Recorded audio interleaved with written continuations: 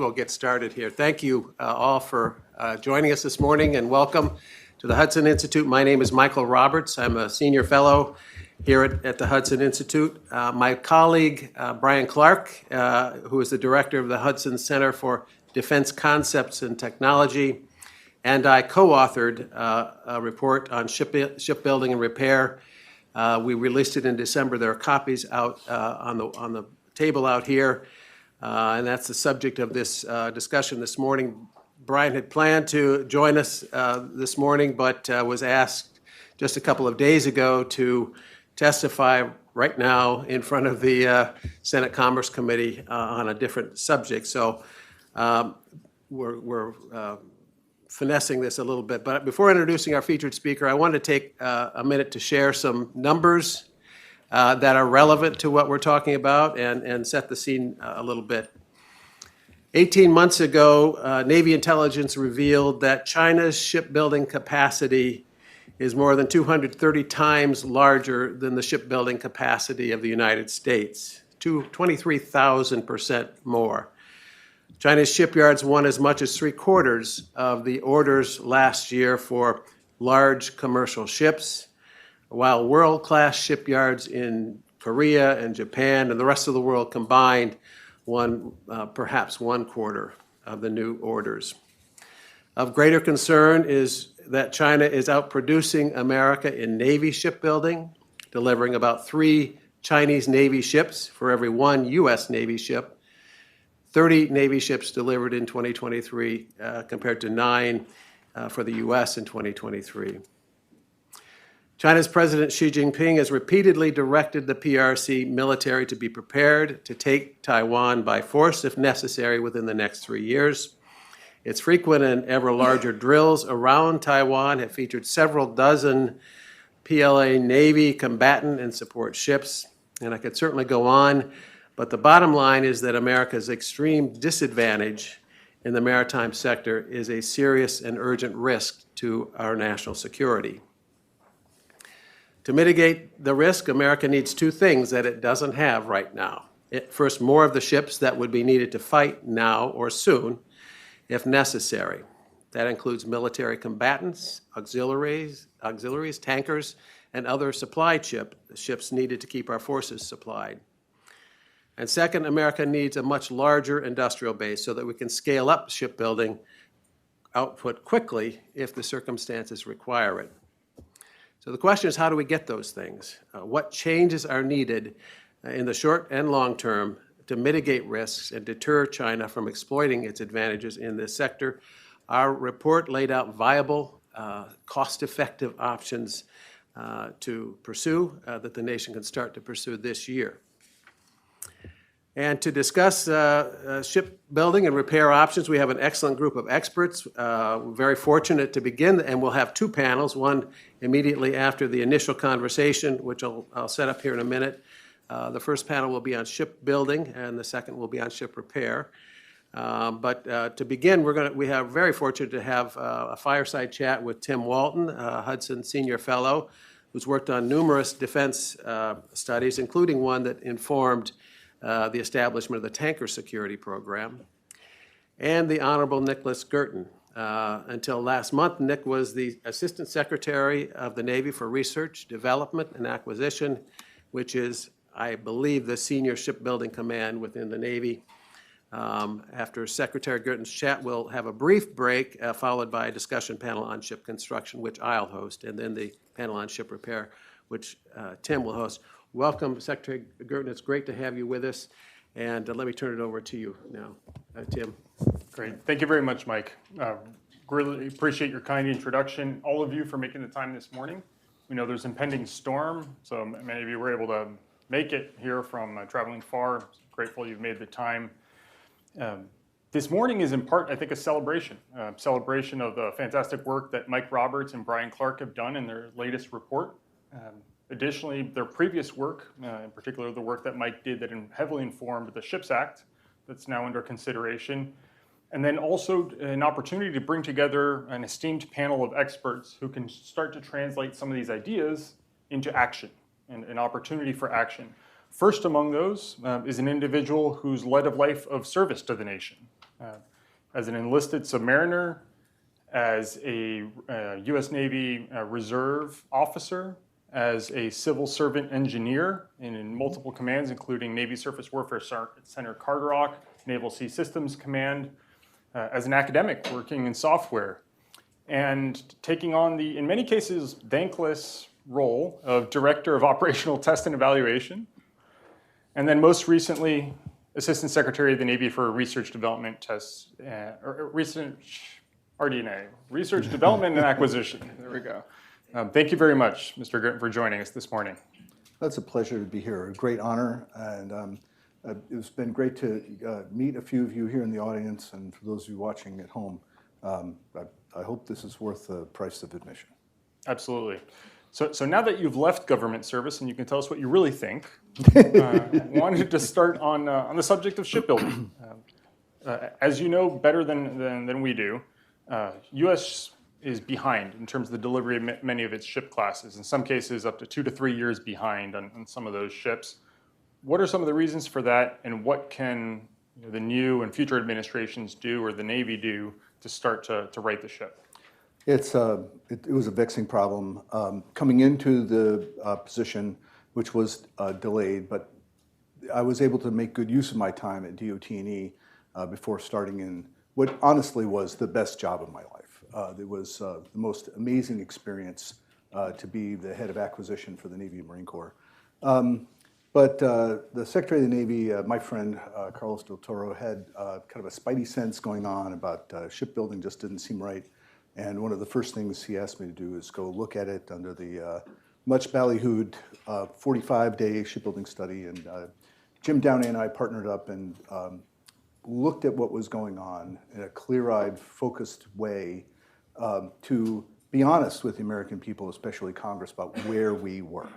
And there are some structural things going on with that, but also some near-term dynamics that just have not finished playing out. Regardless, almost every ship construction project was later than originally scheduled, some eye-wateringly so.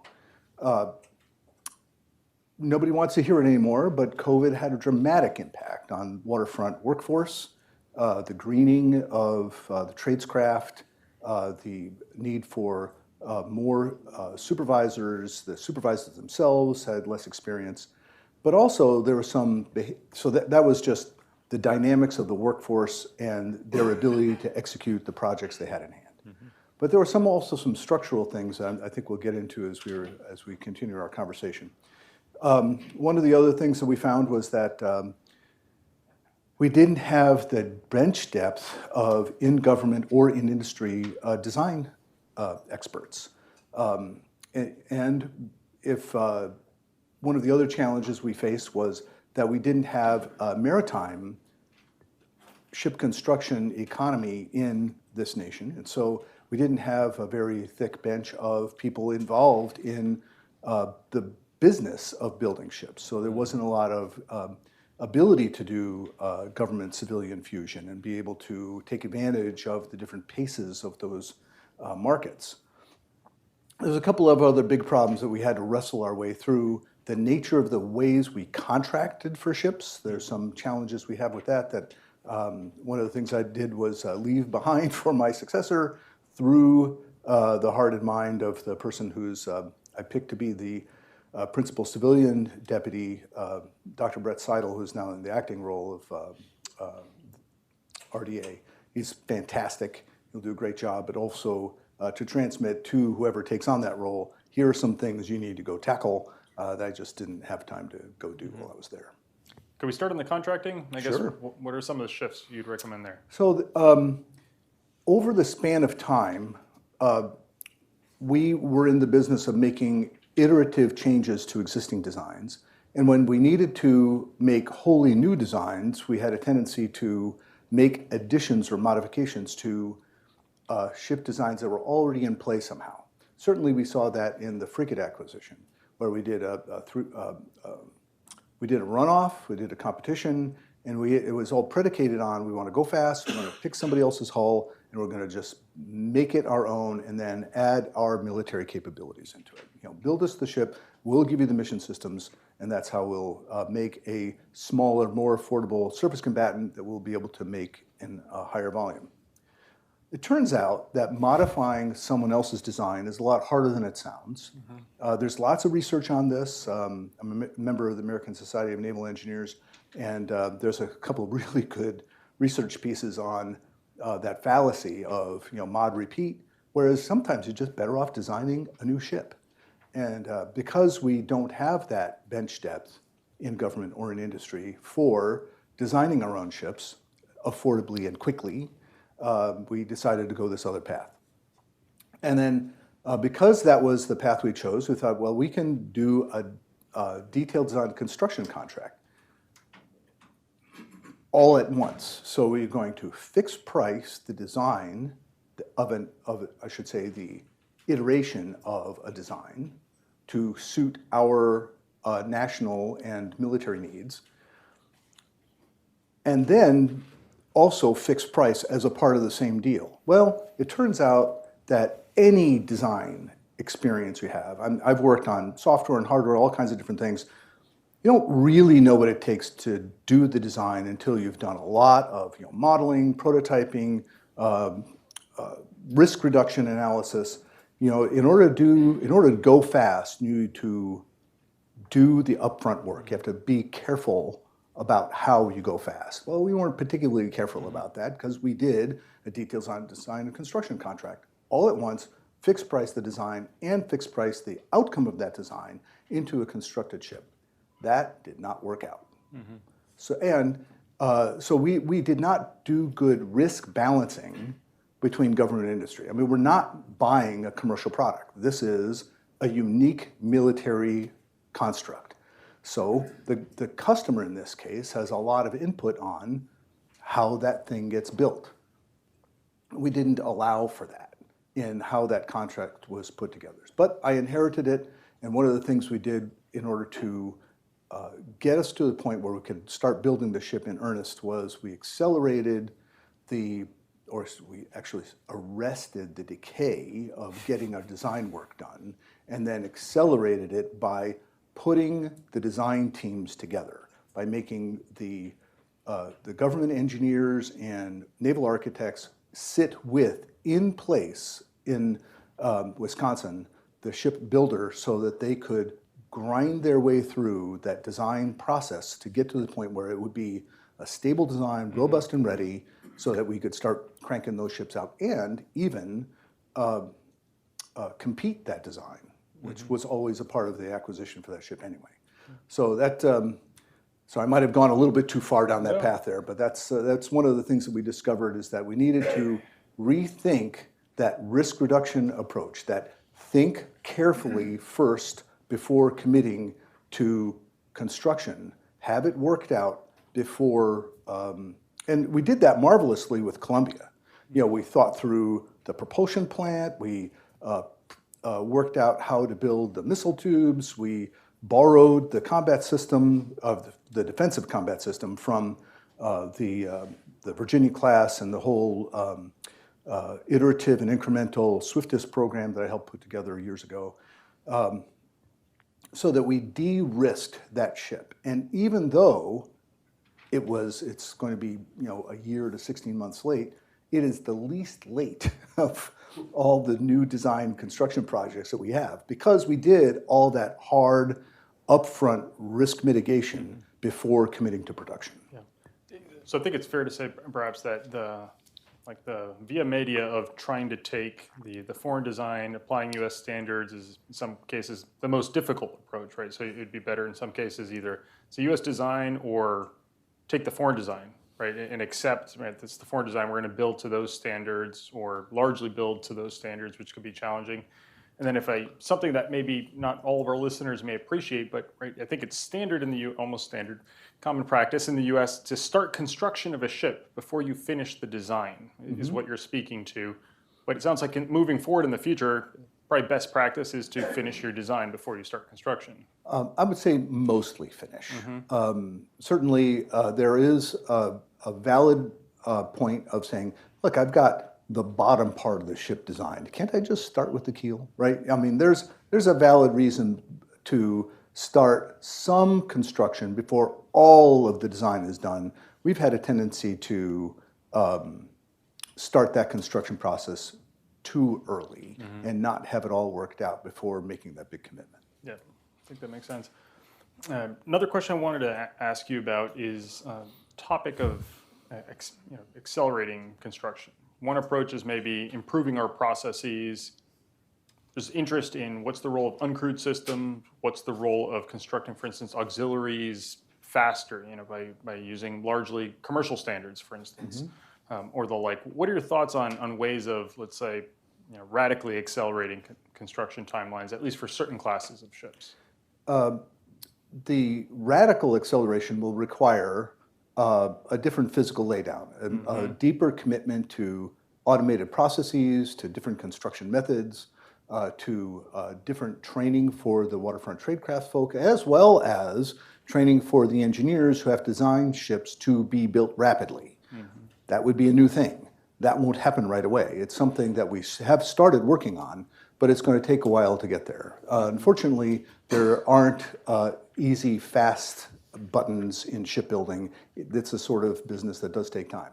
But if you do, at the risk of bringing up a sore subject, do that big commitment to the physical infrastructure for building affordably and fast, the way, admittedly, the Chinese have done. They took a lot of their national resources and poured it into the physical laydown for ship construction. And they're able to build ships at a very affordable price. That's the reason why their order books are getting a lot of the attention of the world's market. We, in this country, need to think seriously about, well, if we want to be competitive in the ship construction space, both for military and for commercial, what is our game when it comes to the laydown of the physical infrastructure for building ships? This is one of the reasons I'm so excited about the Ships for America Act that you mentioned in the opening. Thanks, Nick. Another interest is, I guess, how do we partner with allies to accelerate ship construction in different ways? I think many competing visions of either that's foreign investment in the U.S. It's, some people say, well, build ships abroad, which I think is problematic in many ways. Others say, well, adopt some of the best practices, right? So we need to cultivate our U.S. national design talent, construction talent in different ways, but then also in some cases we can maybe think about some of these best practices that we could bring on board either on Danish design capabilities and layout capabilities, or work that Japanese or Korean companies are doing. What, in your mind, what's the best construct of I think, potential future partnerships or collaboration, and where maybe should the administration be cautious of maybe overextending itself? I'd say that all of the above is a good place to start. I do know that, for instance, General Dynamics NASCO out in San Diego has had a great partnership with a Korean shipyard and learning and partnering for how to improve the speed of construction of the ships they build there, which are mostly auxiliaries, oilers, that sort of thing. We've had a lot of our naval ship acquisition leadership go to places like Finland and Korea and Japan to learn and to bring those lessons, but also to identify areas where we could partner.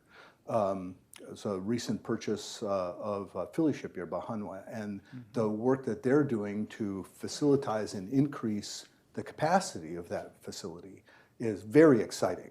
But we also need to have a national perspective on why this is good for America, why building ships here in this country is good for this maritime nation where we get 90% of our goods from the sea. That should be a part of how we proceed.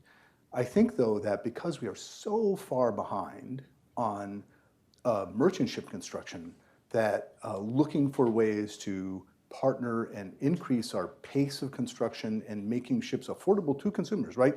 People are going to buy ships, and that we can't say, hey, you just need to pay more money because it's good for us. That's not going to work. It has to be a competitive landscape, which means it's going to require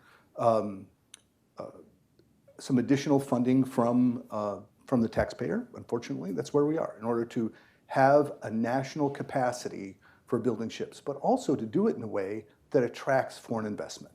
That's one of the other things that I were able to do a little bit of when I was RDA is to excite private capital into shipbuilding infrastructure because there's good business to be had there. Yeah. I have one more question for you before I open up to the floor, so think about any questions you may have. And that's on the topic of a responsibility that you had as ASN RDA. It's often forgotten, right? In 2019, Congress gave a new duty to that position, which was sustainment. CNO has talked about how sustainment is probably the area we need to emphasize most on in order to get more players onto the field, yet we seem to be having challenges in many different ways. What are some of these challenges in your mind that are the most important ones or areas that the future administrations should emphasize to improve? I'm really glad you brought that up. That's another of the items that was on my list of big, hairy, audacious goals for my time in that job, is to more fulsomely explore what being responsible for sustainment meant across the portfolio. If you look at, say, how we handle the ship life cycle. In submarines, for instance, both attack submarines and ballistic missile submarines, the life cycle responsibility is with the PEO and his subordinate program managers. Not so much on surface ships. We divide those things after construction into a branch of Naval Sea Systems Command, C-21. We don't do that for aircraft, for missiles, for mission systems. So pulling those things back together for surface ships and saying, our PEOs, our program managers, have life cycle responsibility for those ships and kind of bring the C-21 construct back into the fold of the acquisition community. Then to take that a step further and say, wait a minute, who is responsible and accountable for the sustainment of the overall naval portfolio? Well, by law, RDA. So having a conversation with the operational community of like, look, we need to just do a better job of taking care of these ships and to reinvestigate what the ship maintenance plans ought to look like, perhaps to do shorter availabilities more frequently instead of waiting for a very long time. I went out to San Diego to see the Pinckney, who just got out of a major availability. They got the new electronic warfare capability, and basically the whole thing looked like shiny new. It was amazing. Then I went to a little bit further down that shipyard and looked at the next ship in the queue for that same big upgrade, and it had been rode hard and put away wet. There's a lot about that ship that needed some very aggressive repairs. Maybe that's not the best way to handle keeping the fleet whole for the long term. So one of the things that I would like to see explored is to professionalize. I realize that's probably not going to go very well in some corners, but professionalize ship life cycle responsibility and get out of an owner-operator model. When I take my car to the garage, I do not care to invest in the tooling or lifts or those kinds of things of my corner garage. Similarly, the way we've handled surface ship maintenance, we have not been thinking long term. We don't plan out availabilities for multiple years at a time. We pat ourselves in the back if we put out a contract 120 days in advance.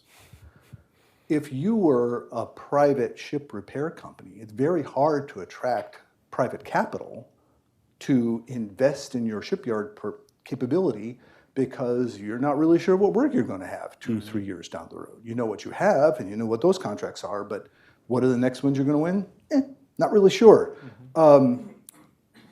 We have been very short-sighted about the way we've handled especially surface ship maintenance. And for submarine maintenance, we've also put a lot of work in very large availabilities. One of the other things we found is that when you look at the statistics of how long availabilities go, the longer you plan them to go, the higher the likelihood that they will go even longer. So shorter availabilities more frequently will allow the fleet to have the assets for longer periods of time because they won't be tied up in shipyard availabilities that are both long and very likely to even go longer. So that's something that we need to just wrestle with. It's a fundamental construct of how the fleet sees itself, about how the acquisition community sees its role in sustaining the fleet. It's not a good business model for us. It's not working out. It needs to change.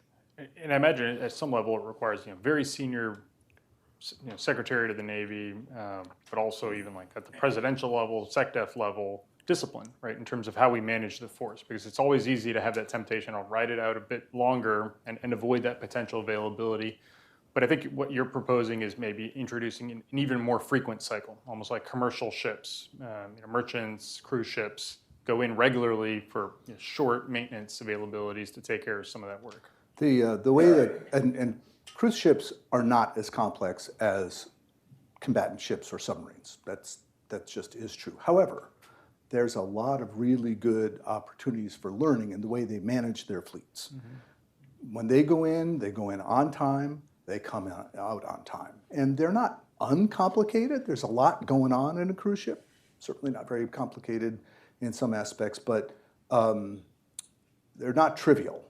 But they're able to execute those availabilities with an enviable level of precision that we simply are not doing right now. Yeah.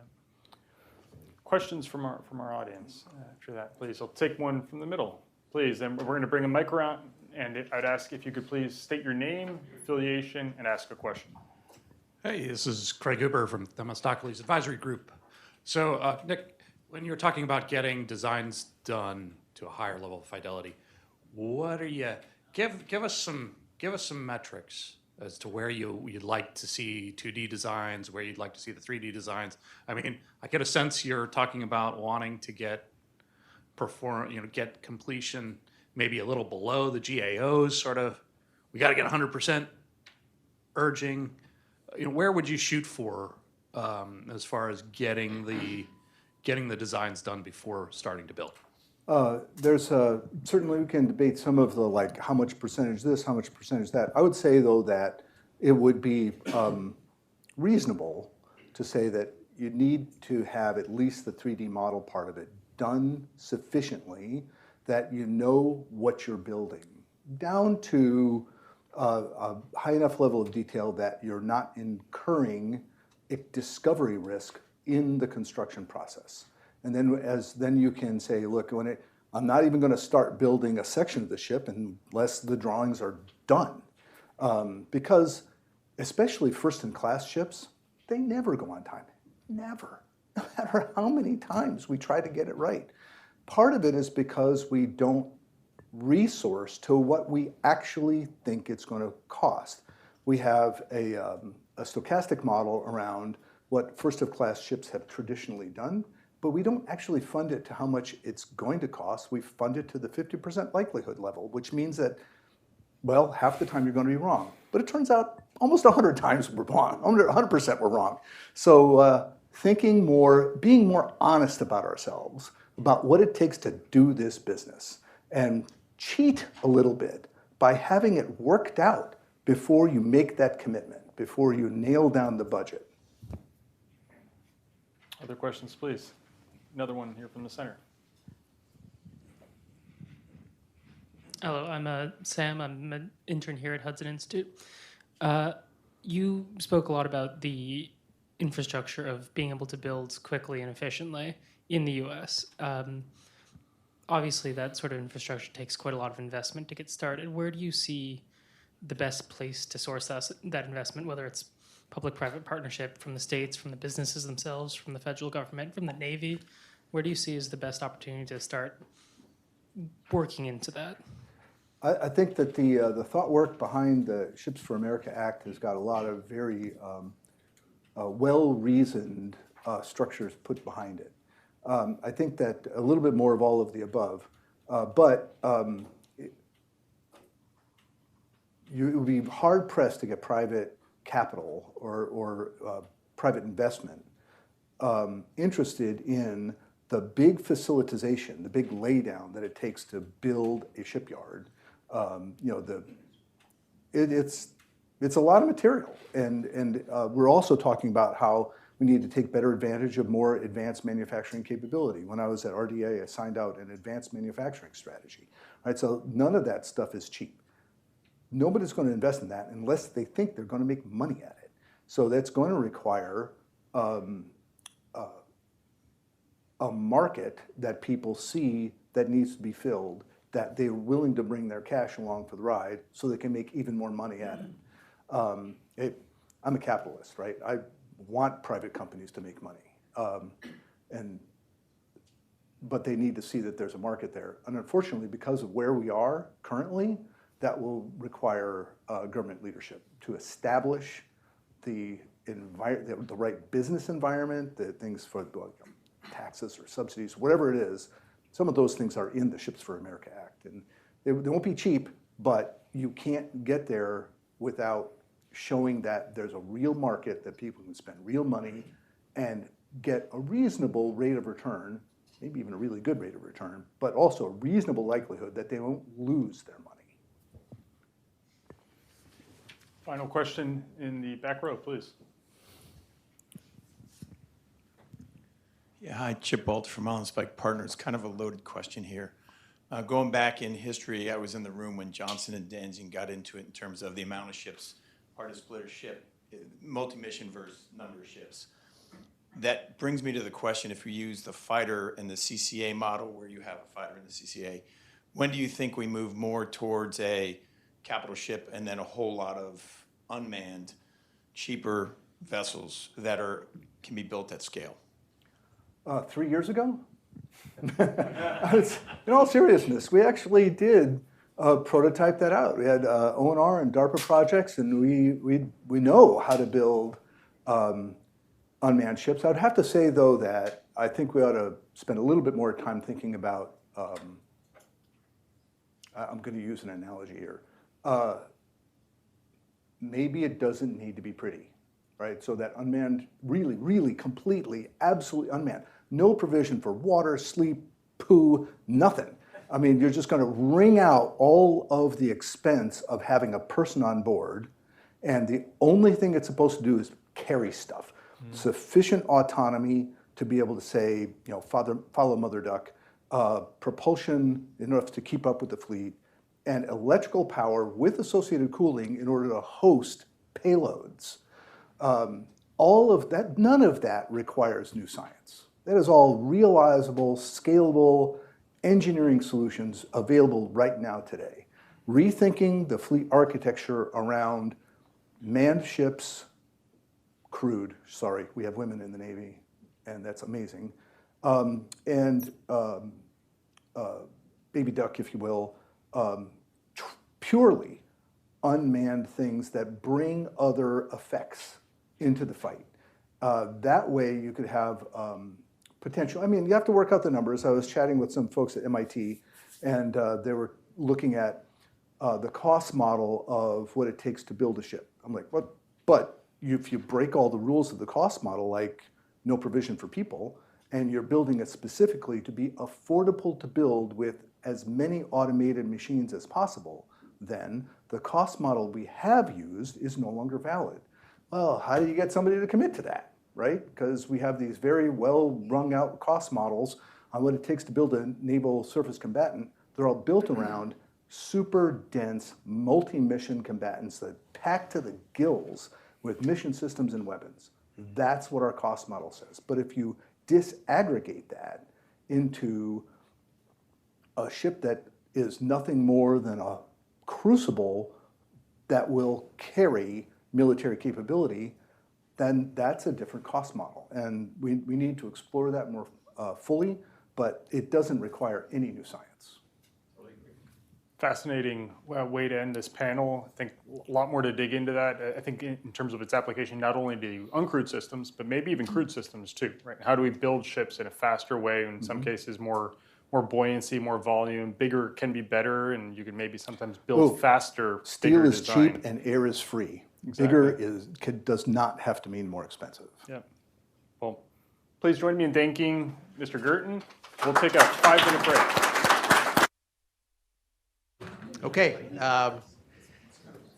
thank you all. Secretary Guertin, thank you very much for your insights there, very helpful and timely. We have now, as promised, a panel on shipbuilding, and we're very fortunate. We have a great panel, all from industry, and I'll quickly introduce them, and then we'll kind of jump into questions, and then have a couple rounds of questions, and then open it up to the room for other questions. Joining us today, Tom Moore from HII, used to be Huntington Ingalls, now it's just HII. Like KFC? Okay. We'll offer ideas from the perspective of a major defense shipbuilding contractor that also is on the leading edge of mission critical technologies. We have Glenn Kim from Hyundai Heavy Industry, HHI. Pretty smart.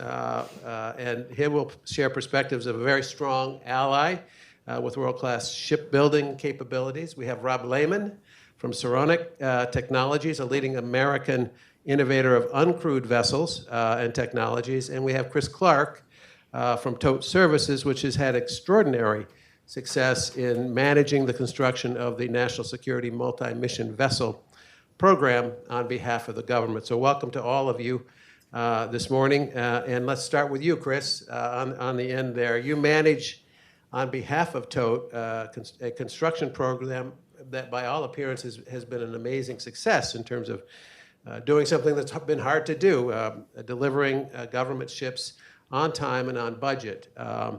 The total order of 5 NSMVs, 2 of which have been delivered, one to SUNY Fort Schuyler.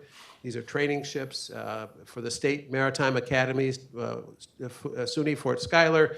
The second was delivered to Mass Maritime last year. The third is due in a few months to Maine Maritime, and then 2 more ships, one for Texas A&M and for California Maritime. They're in the pipeline and on schedule, as I understand it.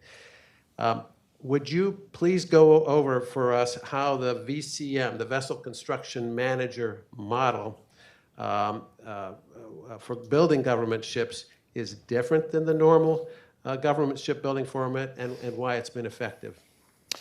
Sure. First of all, I appreciate the opportunity to participate here, Mike. I appreciate everybody attending today. The Vessel Construction Manager model is unique in that it really allows private industry to be unleashed and go produce ships in a commercial fashion much faster than the government can generally do it itself. We all know there are major fleet recapitalization efforts that need to take place, and there's a lot of different acquisition strategies out there for how we're going to go about doing this. And the Vessel Construction Manager model, in my opinion, is got to be part of the solution here. And I'm not talking about, I want to make it very clear, we have to segregate combatants, things that have survivability requirements, combat systems integration. Those are not the ships that we're talking about using for the Vessel Construction Manager model. But there are a number of auxiliaries out there, including icebreakers, hospital ships, Missile Defense Agency ships, ROROs, that are 50 and 60 years old that need to be replaced, and they need to be replaced fast. And I think what we've done here on the National Security Multi-Mission Vessel Program demonstrates now that it can be done successfully. And the major difference is, in this program, I hear a lot of things about, well, what does the government need a middleman for and all this? They're just passing money through. That's really misses the mark of what we're doing. So Tote was awarded the prime contract from MERED to go build these 5 ships. And we were given a concept design, a preliminary design, and a set of requirements that we had to go execute against. We then took that requirement, which we're wholly responsible for fulfilling, and compete it out to commercial shipbuilders across the country to find the best value shipbuilder that can actually execute on the work and mitigate cost, schedule, and performance risk to the government. And we set our own source selection criteria, right? We identify the shipyard that can do the work and brings down risk to both Tote as the prime and the government. And then we award a subcontract to that shipyard. So what that does is essentially creates a firewall between the government and the shipbuilder. And I want to be careful because we've got a lot of government folks here. I'm not trying to, denigrate the government bureaucracy, but on the other hand, that firewall is critically important to the success of the program because TOTE as the prime then has to have the discipline to go build what it is that we were asked to build and nothing more, nothing less. And so there's no privity of contract between the government and the shipbuilder. The government can't come in and tell the shipbuilder, you need to go change this or you need to stop this. We have certain gates. They're not really gates. We have our own final design review, production readiness review, test readiness review. But at no point could the government stop us and say, you can't move on to the next phase until we bless the design. We move at the commercial pace, and that's why we were able to be successful on the NSMV program. And there's a few things I might add, kind of benefits to the shipbuilder. We talk about the SHIPS Act and we talk about commercial shipbuilding needing to increase in our country. One of the benefits of the VCM model is that the contract that we have with the shipbuilder to build government ships is a very commercial contract. In other words, if you're a shipbuilder, you're not going to see much difference between building a government vessel and building the commercial vessel right next door, right? And so it allows the kind of the overhead to be absorbed by the prime and not the shipbuilder so that they can still be competitive building commercial ships and government ships at the same time. So there's a lot of benefit both for the taxpayer, the agency, and the shipbuilder. And I think it's important that we consider this as part of the overall strategy as we're looking to recapitalize these fleets. How significant is it to Philly Shipyard, and maybe I should be asking them that, but I'm sure you have a feeling about this, that there was a single order for 5 ships of the similar type in terms of getting the economies and the costs worked out? Yeah, it was very, very significant. So we're about to lay the keel in 2 weeks on the 5th ship, and the 5th ship is virtually identical to the first ship in terms of the machinery and the equipment. We've made very few, if any, changes. I know of maybe 3 obsolescence issues where we've had to replace something, and we were able to take advantage of series construction. And now they're really rolling at the moment. And one of the ways we did that in our contract is we had funding when we started the program for the first 2 vessels. We did not have funding for the last 3, but we had series and non-series pricing in our contract with the shipbuilder. So if we got the appropriations from Congress by this date, this is the price of the ship. If the appropriations came after that date, it was more money because we couldn't leverage that series construction. Fortunately, we got all of the money funded in a timely fashion, and it saved the government about $55 million across the fleet by building in series construction. That's fascinating. Thank you. Let me shift now to you, Glenn. Korea is one of America's best allies and generally aligned with the U.S. concerns as to China's global ambitions. HHI is one of the largest and most efficient shipbuilders in the world, and I'll ask a general question, and then we can drill down further into the issues. But in what ways do you think HHI and allied shipbuilders generally can help America and our allies reduce risk in the shipbuilding sector? Right, thank you, Mike. Thank you again for having me today here. And HD Hyundai recognizes the huge security challenges in the Indo-Pacific region that one of the nations presents by taking measures against the competitive market. So, and as a global top, one of the global top shipbuilder in the world, we can help counter those activities by partnering with the U.S. for more capabilities and sustainability in the ship construction and the repair areas. So we are aiming to improve the operational readiness in the Pacific region in the near term, while we are helping strengthen the U.S. defense industrial base at the same time. So we'd like to be the parts of these kind of ongoing efforts within the U.S. to develop the near-term capabilities to fill the gap. And when the time comes that we can shift those capabilities when the U.S. shipyards are ready. Yeah.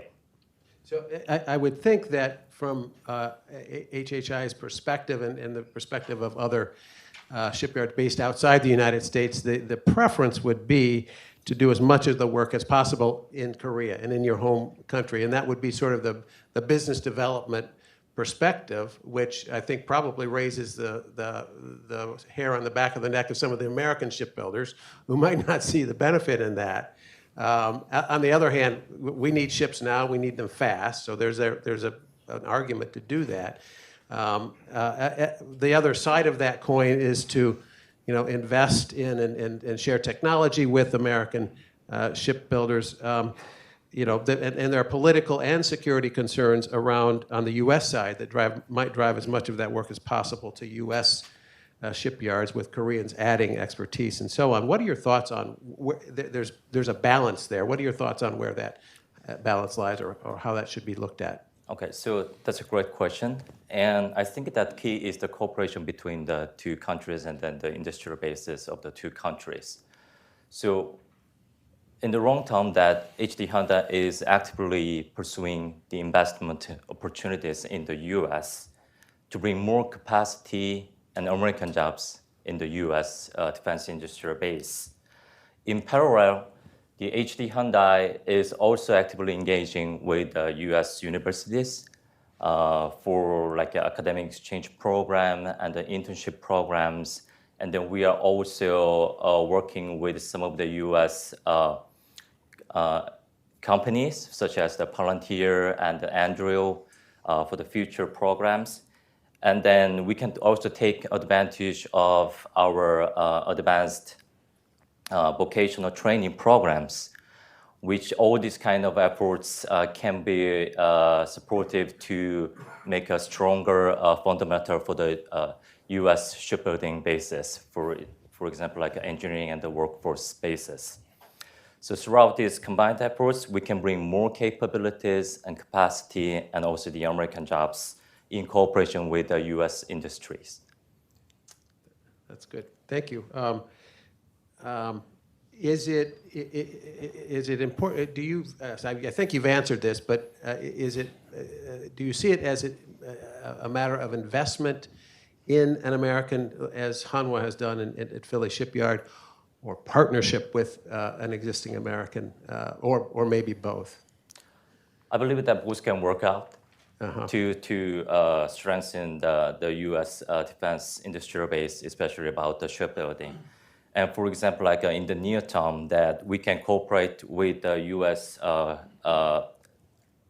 Industries, that we can maybe think about some of the creative ways that we can cooperate on building some of the commercial-based auxiliary ships. Maybe we can start from there, and then, which is unfortunately there's no enough capacity to bring that capabilities into the theater at this stage.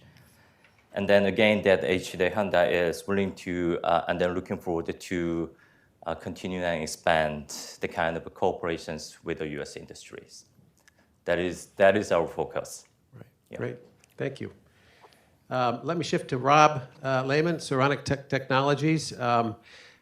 Secretary Guertin mentioned, and it's part of our report, the need to rebalance the fleet and add more smaller, uncrewed combat and support ships to the fleet. This is what your company does, so I imagine that's something you think is a good idea.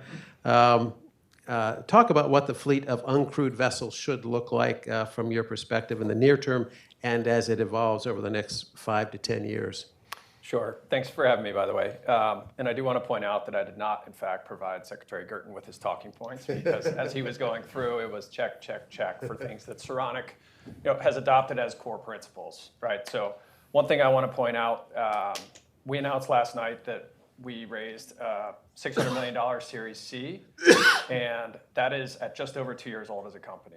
We have 3 products that we've brought to market that are in production right now. And we are going to put this investment towards a 21st century shipyard built from scratch in a new location to address the needs of the fleet for unmanned platforms, small, medium, and large. So touching on what Secretary Guertin said, and then I'll get to your question, the need for private investment in the shipbuilding industrial base is widely understood and everybody acknowledges it. But we don't have to wait, sir. Last night, we voted with our feet. We're leading with our chin. Pick your analogy. We're so convicted that this market is not only required for our national security, but is lucrative for our investors and our company and our teammates in industry that we hope follow along the way. If this is just us, it's not going to be enough. So we're really excited about moving from exclusively in the small USV and autonomous surface vessel market into larger platforms because we see the need, and it's not within the fit up, it's not within the palm. It's time now, and we are moving out pre-requirement. We chase wants and needs from the fleet as the things that drive our designs, and we do a vertically integrated approach where we own the hardware, the software, and the autonomy, and the production. So what that allows us to do, and it was music to my ears, sir, when we started the company, a lot of folks told us that vertical integration equaled vendor lock. And NAVC was not interested in it, and they didn't want to pursue somebody that owned that whole vertical stack. What we have seen, and I can't say who said it, but somebody who's managing a lot of autonomous systems for the fleet right now said horizontal integration is killing us. So it turns into a Spider-Man meme of who's on first. Is it a hardware problem? Is it a software problem? Is it a sustainment problem? Is it the prime? And ultimately, the program office is left figuring out how to get boats in the water that work.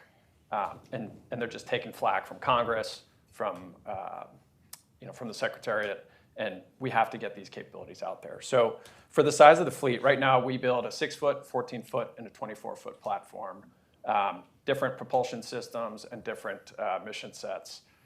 They are being delivered right now and are bringing next generation autonomous capabilities to the fleet.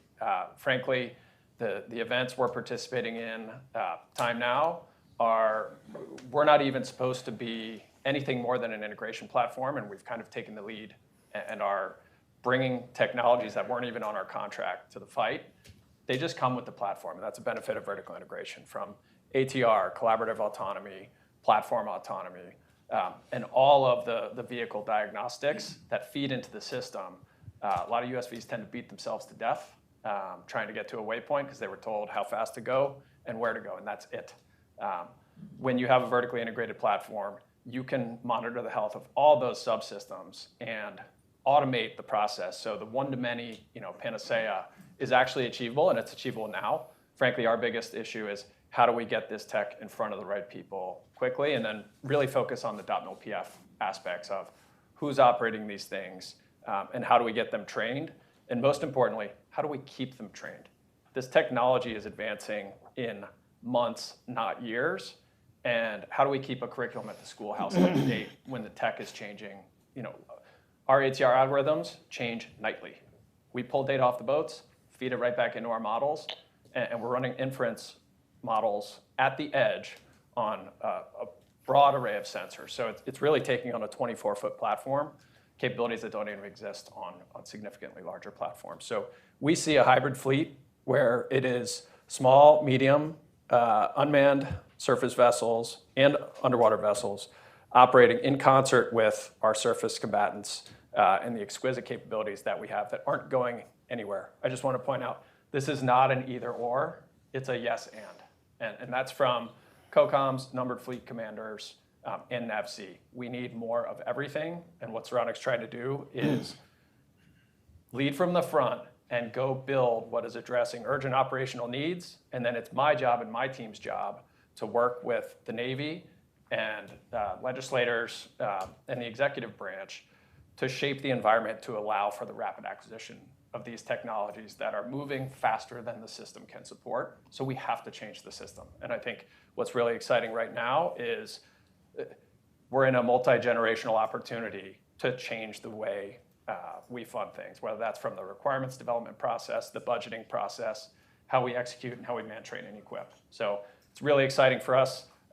Timing is everything. I always say, better to be lucky than good, but it's best to be both. And I think Saronic has slotted in where it's the right time, right capability gap, and right environment to field the systems. That's great. Thank you. A very interesting conversation. I think you've answered the other questions I had. I imagine the answer is you'd prefer not to have standardized hull designs and sizes, and that hopefully there's not a risk of over-speccing uncrewed vessels the way we've seen too often on traditional naval combatants and so on? Sure, yeah, I think the best thing the fleet can do for industry is make clear what those payloads are and what the capabilities and effects that have to be delivered are going to be, so that we can provide the best size, weight, and power to get the effects where they need to be for the duration that they need, seakeeping requirements, station keeping, et cetera. Then you can let industry move very quickly and leverage advanced manufacturing, new techniques, a new workforce to augment the existing workforce. It's not just retraining the existing folks, but how do you bring folks from other industries, and kind of make shipbuilding cool again. We're based in Austin, Texas, not a doctrinal home for a maritime company. But in 2 years, we're over 350 employees, and we have rocket manufacturing techs now building autonomous surface vessels. And our production lead for our 24-foot boat is the Tesla Model Y production lead. So when you can blend kind of traditional naval architecture and shipbuilding techniques, processes, and align it with a from-the-ground-up facility and a from-the-ground-up workforce that can kind of be melded, that's where the magic happens. And look, we're eyes wide open. This is a really hard problem. It's a challenging endeavor. No one can do this overnight, but we think bringing kind of a new culture to make shipbuilding, an exciting environment to work in is something that's going to change the paradigm for the fleet. And we have the luxury of there's no plan B. So to every employee, we understand, look, if you're not interested in supporting the fleet and our allies, there's the door. This is not a cool place to work for the sake of it being cool. I'm a retired Marine. I expect we have a lot of SEALs, SWOs, and SWICs on our team. I expect them to really care about the mission. But what's exciting for me at this stage of my career is the young engineering talent that's never served, that is latching onto this mission and taking it so seriously and coming to work early, staying late, working with the operators. And it's really allowing us to go very, very, very quickly. We have over 500,000 square feet of manufacturing space. So we operate in ceramic years. I think we're 2.25 years old, and we don't plan on slowing down. Great, thank you. Tom, HII builds some of the best Navy ships in the world, and has for many years, and has broad coverage in many other areas, including uncrewed vessels and some of the other issues that we've talked about here. You could talk about any of this, I'm sure, and please feel free to. The floor is yours, but I would like to kind of focus on combatant ships in the pipeline and ask what 3 to 5 structural changes you would like to see in the procurement process on the government side, including Congress. So. Yeah, well, thanks, and I appreciate the invite today. And for truth in lending, if I know many of you out there, for the previous 39 years, I was on the Navy side of the house as a shipbuilder. So a lot of my remarks today are going to come from the perspective of having kind of sat on both sides of the fence. I do want to go back to one thing you just said, because I think it's somewhat conventional wisdom. You said, "Oh, we overspec our ships." I'd like to take a little bit of issue with that. I think, Stark, Cole, Princeton, Fitzgerald, McCain, Connecticut, San Francisco, I could go on and on. I think in every one of those cases, those ships which took significant either battle damage or ship collisions returned to port with in some cases, some loss of life. And so when people say we overspec our ships, I think we should be careful about what we're talking about there, because I think those ships are pretty grateful that we had the specs that we have today when we build our ships. So everything I'm gonna talk about today, and I could, I only have 10 minutes here, so I'm probably not even gonna get to 5 issues, but I could probably go to about 50 issues, is gonna be framed around the things that need to be fixed are a result of some structural problems that we, the United States government, the Navy, had created for ourselves over the previous really 25 years. If you rewind the tape a little bit, from 1993 to 2010, we averaged procuring 5.5 ships per year. And from 1993 to 2027, I use that time period because that's the life cycle of a DDG-51, 35 years, we'll have ordered 269 ships. So when people say to me, hey, why can't we get to 381 or why can't to 313 or 355, whatever the number? I'm like, well, first thing is, we only ordered 269 ships over the past 35 years. So it's pretty hard to get to that number unless you're going to order more ships. And so, coming out of the Cold War and following a period in which we built 5 aircraft carriers in 17 years, and we're going to build the next 4 in 28 years. We built 59 Los Angeles-class submarines in 14 years. We built 61 DDG-51 ships in a little over 20 years. Industry knows how to build ships at scale. And what we did is we turned the spigot off and we stopped demanding ships. And so industry responded rationally and started, basically laying off people who had just gotten there and not hiring. And the interesting thing is, if you go look at in the early 2000s, there was a period of time where actually productivity got better, and people would say to me, well, how is that possible? Well, because what happened is the workforce that was still there actually became more senior and became more productive. And then all of a sudden around 2012, when sequestration hit, I can't pinpoint it exactly, but I remember my days as PO carriers and NAVC, noticing a slow degradation in production.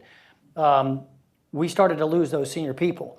And now you're backfilling very senior people with very junior people. In fact, one of the data points I like to point out is in the mid-90s at Newport News and Ingalls, the average electrical supervisor had been there 20 plus years. Today, the average electrical supervisor has been there 4.5 years. So not only do you have green labor, but you have green supervisors. Okay, so I set all that up because that structural problem is really one of the challenges we have today in building more ships. So, how do we get our way around that? So here's 3 ideas. First of all, kind of on a tactical near-term scale, we've got to recognize that we've got a dearth of manufacturing capability in this country, and it doesn't just apply to shipbuilding. You can go look at Boeing, you can go look at Intel. We have gotten away from trades being something that kids want to do. Everybody's going to go to college. We're going to go to get a degree in Greek philosophy, and then what are we going to do with it? I don't know. So we've started to turn the corner on that with some investments in MIB, but we're going to have to do more. And what SAWS does, the Shipyard Accountability and Workforce Support Act, is recognize that if we want to recruit and just as importantly retain workers and have them become career craftsmen in shipbuilding, we're going to have to recognize that what we pay them today is not sufficient relative to a lot of other things out there. You can go work at Amazon, you can go work at Starbucks, you can work at Pickett and get paid just as much as an entry-level person in the shipyard would. So we've got to go fix that problem structurally, and I think it starts there with what SAWS attempts to do, which is to raise the pay for initial workers and then also make a generational investment in the shipyards. And you have to remember, a lot of these contracts that we have today were pre-COVID contracts that were signed pre-inflation with labor rates built into those contracts, and now those labor rates are really kind of out the door. So it's a challenge for us. Secondly, and probably most importantly, we need a long-term demand signal from the Navy, from the government, that says we're going to build ships on a consistent basis over a very long horizon. And I'm not talking 5 years, I'm not talking 10 years, I'm talking 20 to 30 years. We ought to take the 381 ships that's in the force structure assessment. We ought to take the service life of those ships, divide that by the number of ships that are required, and we ought to build those ships on consistent build centers for as long as the eye can see. And if you do that, industry will respond. If you go back to my opening remarks, in the late 80s, early 90s, we built 5 carriers in 17 years, one every 3.5 years. And really, we did it with shipyards that were not nearly as modernized as they are today. So the capability exists, but it all surrounds the workforce. And then the third thing I would point out, and I was very happy to hear Secretary Guertin talk about this, is we've got to get, I would call it a revolution in contracting. We've got to get more cost realism when we go sign up to how we build these ships. And that fault lies on both the Navy side and on the industry side.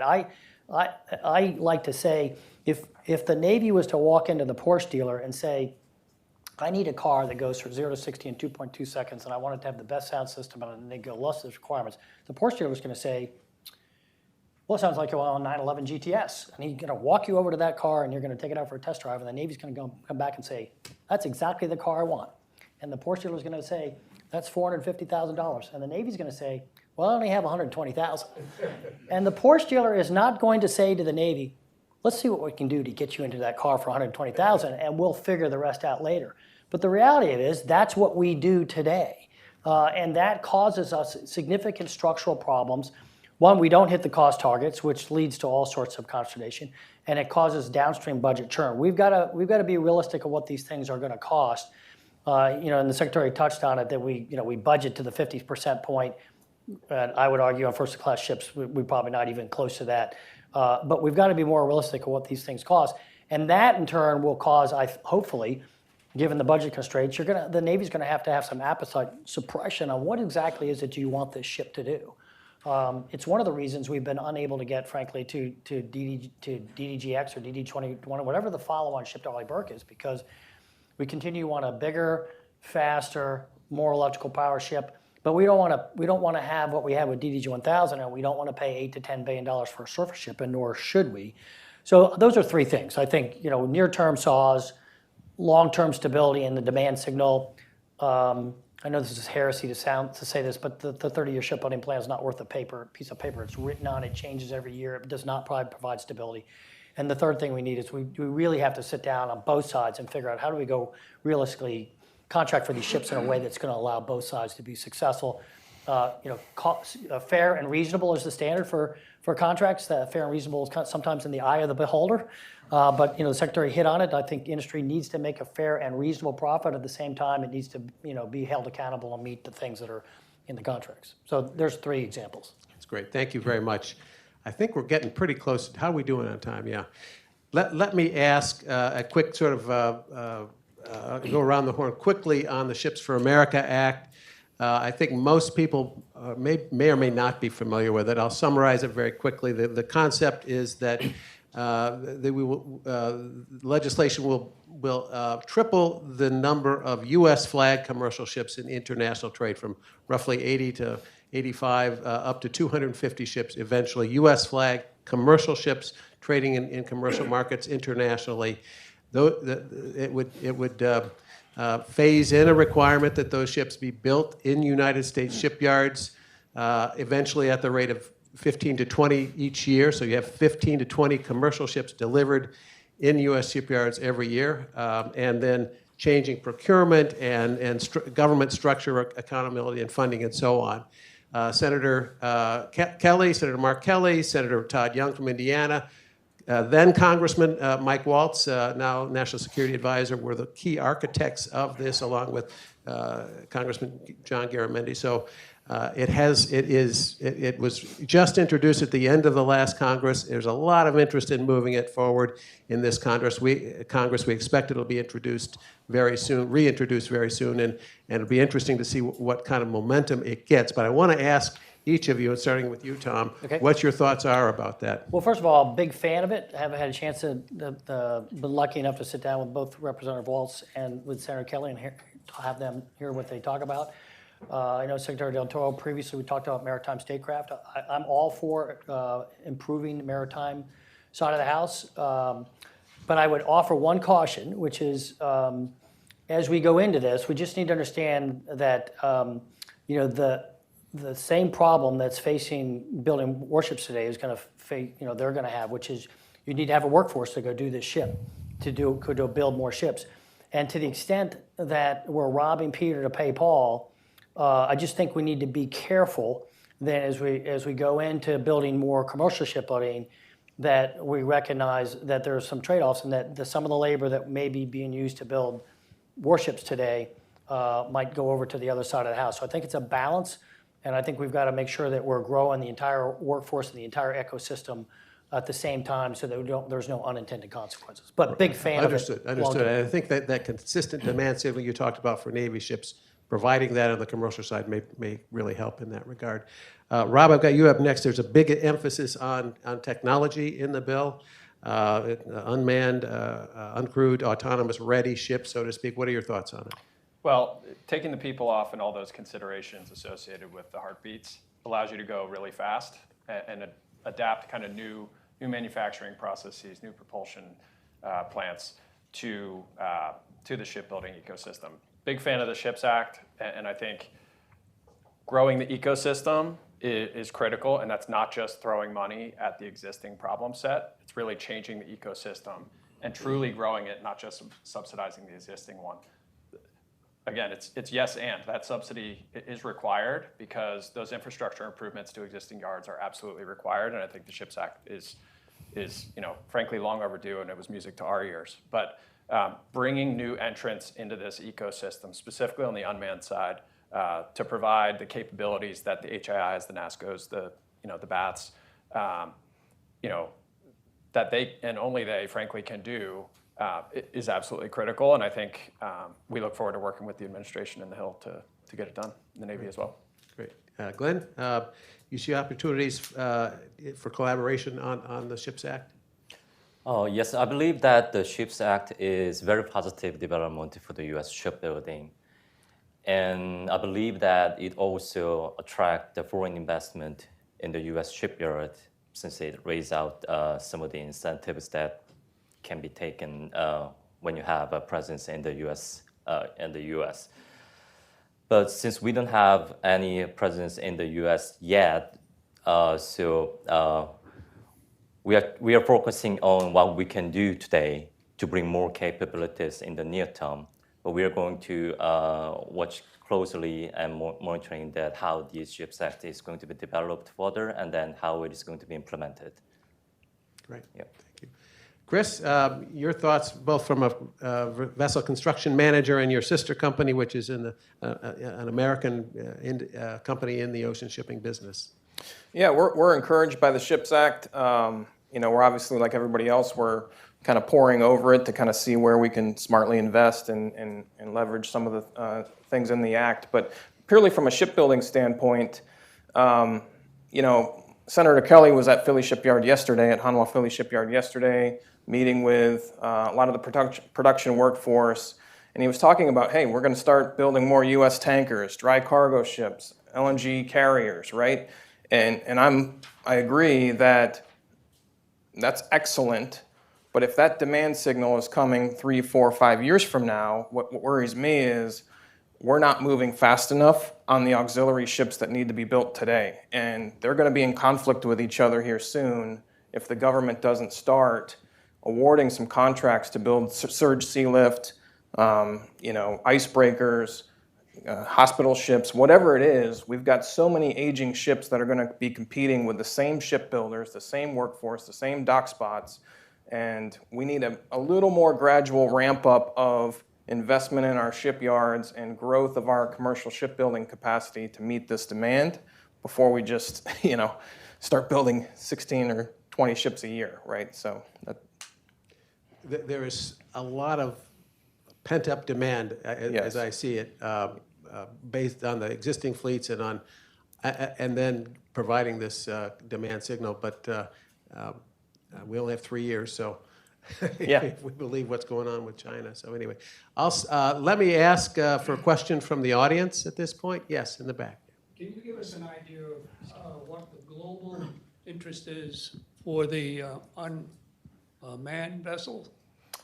Well, if you look at my LinkedIn feed, it's growing dramatically by the day. I think there's a few players in this space, right? There's existing platform providers that are putting third-party autonomy and sensors on their vessels.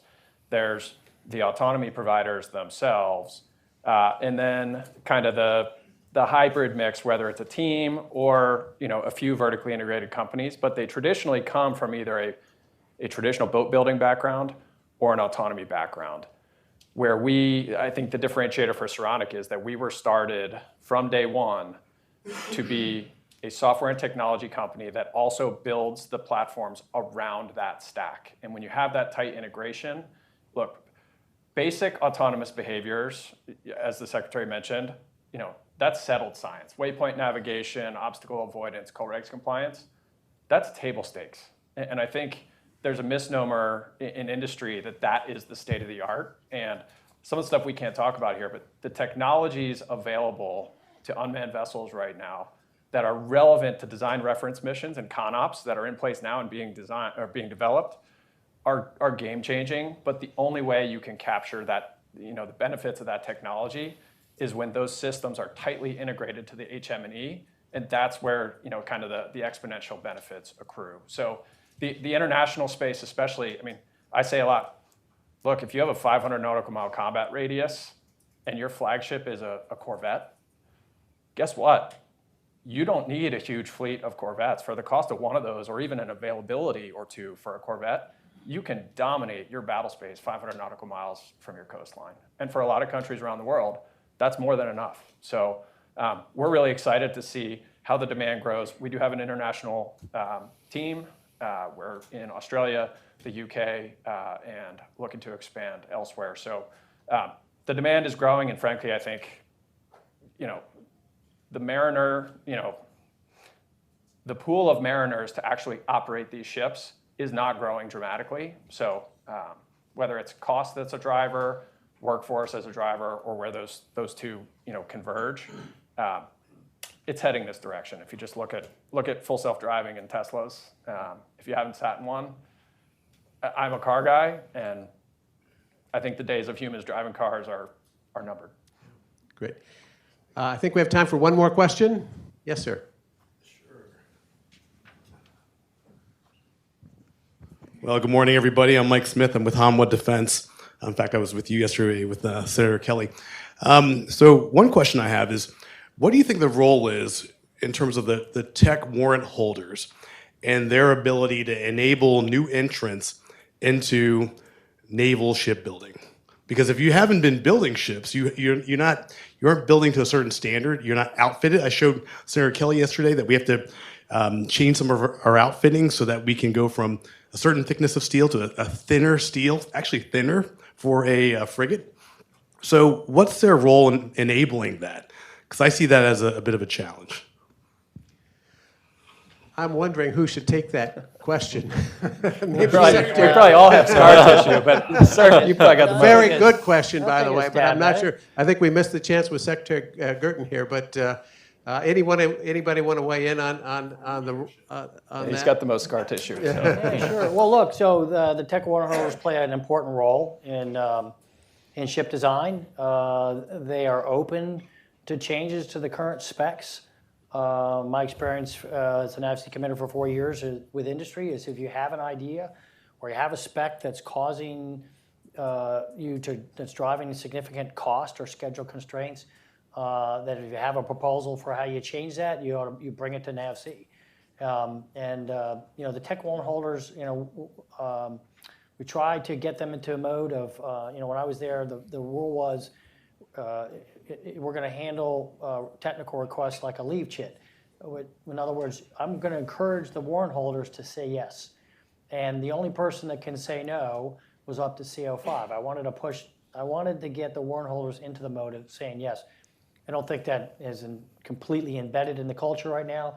But if I was a shipbuilder and I have tech issues, I think you take it to the tech warrant holder, and then you need to be a demanding customer, and you need to push that up as soon as possible up to the 1-star, that's CO5. And if you don't get satisfaction there, and then take it directly to the NAVC commander, because NAVC is a great organization. The tech warrant holders are great human beings, great individuals.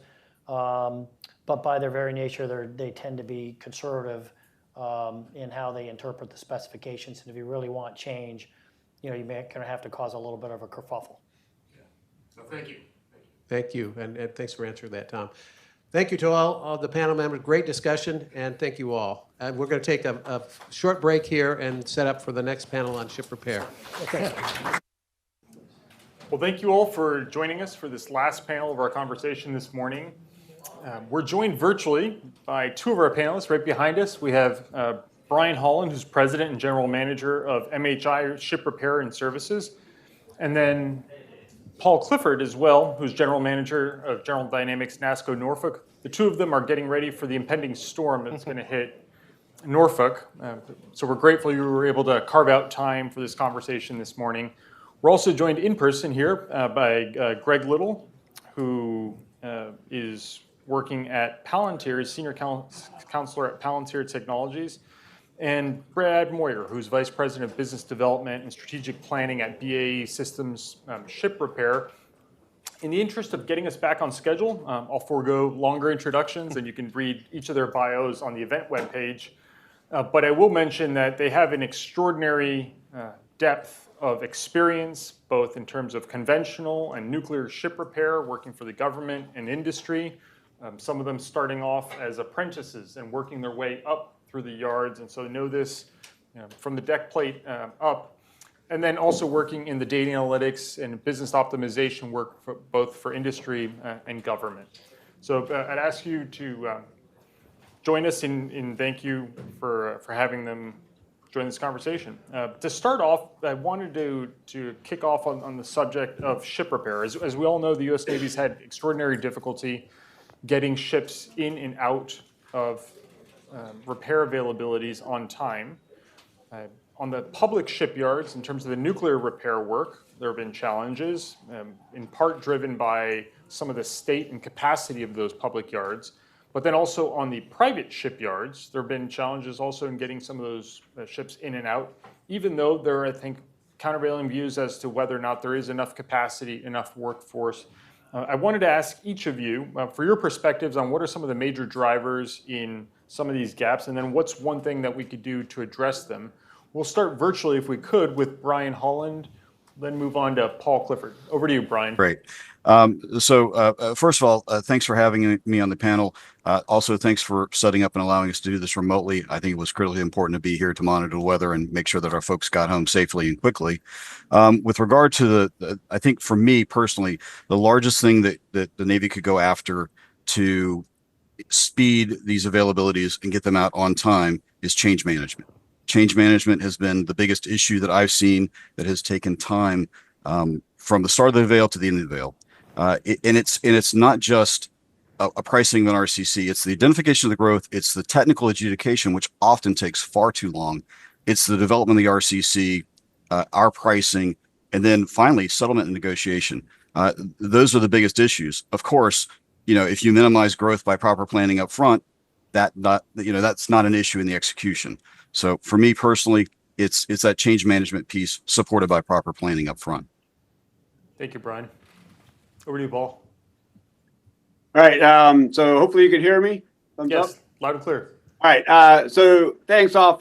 First off, I want to apologize for not being there. As Bryan said, we're preparing for Snowmageddon 2025 down here in Norfolk. When they say 6 to 10 inches in Norfolk, it's a crisis. So to get into answer your question, 27 years of nuclear operational background, that's kind of where I come from. So I believe we need to approach each maintenance availability like an operational deployment. To be successful, you need people, parts, plans, and most of all, timely decision making. So Bryan and I are 100% aligned on that, right? We're not sending a ship into combat without the right fit or fill of personnel, no missiles, or a team that can't make a timely decision. That's what we do every day on the maintenance side, right? So on the non-nuclear service side, 4 primary areas. Most of them kind of overlap exactly what Bryan said. Parts and material. This is government furnished material, cannibalizations, and ready repair spares. Without a significant investment in all these areas, I think you're going to continue to see long availabilities. The Navy was very successful in the FA-18s when they wanted to increase the number of mission-capable aircraft. This was a strategy undertaken about 6 years ago. First thing they did is they bought a bunch of spare parts to make those planes readily available. Planning, right? Knowing the material condition of the ships. The contracts that we bid on for firm fixed price call for tens of thousands of man hours of unknown repair work.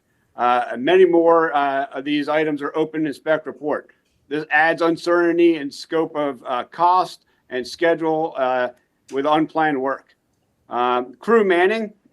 This is a little bit outside of our lanes, but being prior Navy, I wanted to emphasize this. Nuclear ships, when they go into shipyards, they try to keep the engineering departments close to 100% manned with the right fit or fill. We're seeing 65% manning in amphibs engineering departments during availabilities. So when we get done with our work, we turn it back over to the crews. Crews just aren't manned to get the work done, right? And that's all the testing at the end of availabilities. Echo Bryan's speed of decision making, everything associated with change order management. So I won't belabor that. We'll talk about that probably more throughout this entire this panel. On the nuclear surface side, you mentioned, for public shipyards. So NASCO, we work every day with the public shipyards via our private sector maintenance contract for aircraft carriers. We're constantly asking the shipyards, what more work can we do to help them focus on their nuclear and propulsion plant required repairs. We ask if we could get earlier involved in the planning. Often we're told we can't, just for contract reasons. But the earlier you get into the planning cycle, the less growth work we'll have at the start of availabilities. We typically see about a 50 to 60% growth work on the carriers, and it's all right at the beginning of the availabilities where they said, hey, this is work we can't do. Can you take it over? Right. So for supporting the public shipyards, they are coming out with an SSN IDIQ map, which will be helpful. And then obviously, we're the PSM carriers in 2 of the 3 ports, and we do a lot of work to help support them. So, hope that answers the question. It does, and I think it's only started the conversation. We'll come back to you in a moment, but first, Brad, what are some of your thoughts? Okay, well, my first thought is, in case I don't get a question from Mike about the SHIPS Act, there are a few things that could improve in the SHIPS Act, Section 405,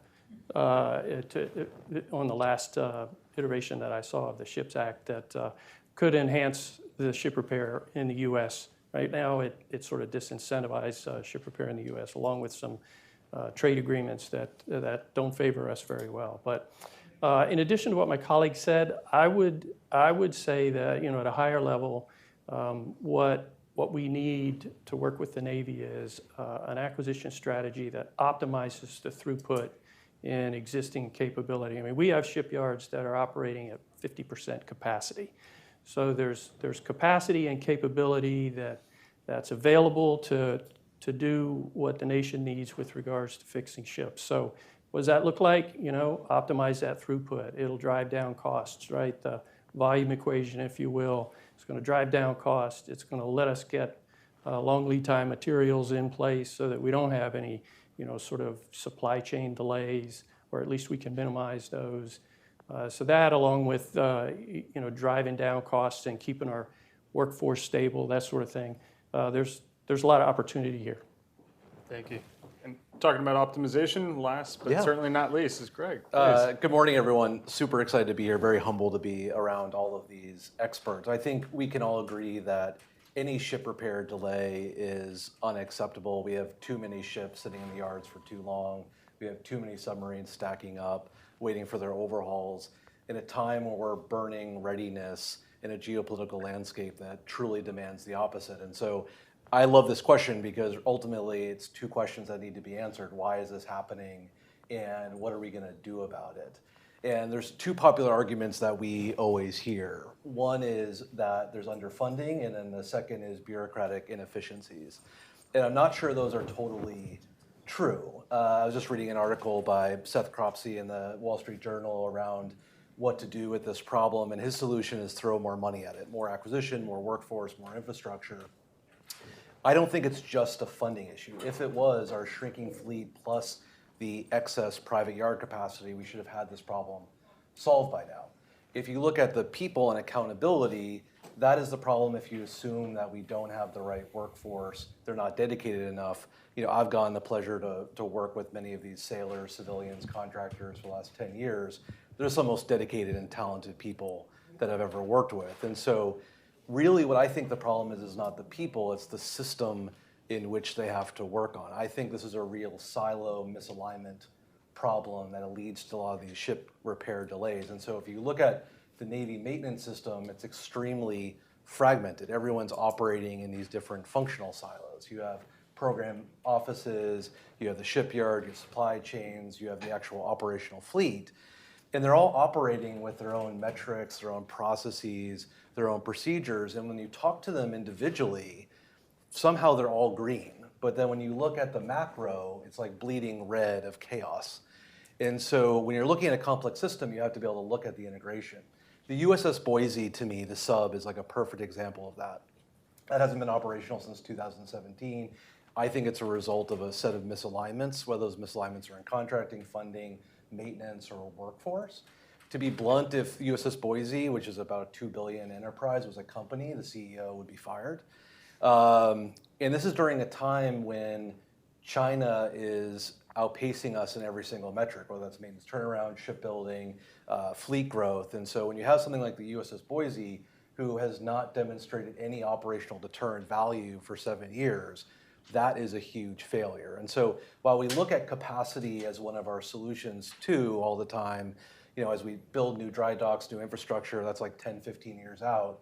If 2017 is a real date, we need to be operating with what we have today. And so a lot of the work that we're doing is how do we integrate this? How do we create a digital backbone that integrates this data, integrates these workflows, so you can actually see from planning and engineering and maintenance and operations this full picture and understand those risks. So there's like 3 things that we would typically see and recommend. One is we need to get more into these cross-functional teams where we can start understanding where these issues might reside by the machinist or the engineer or the parts manager.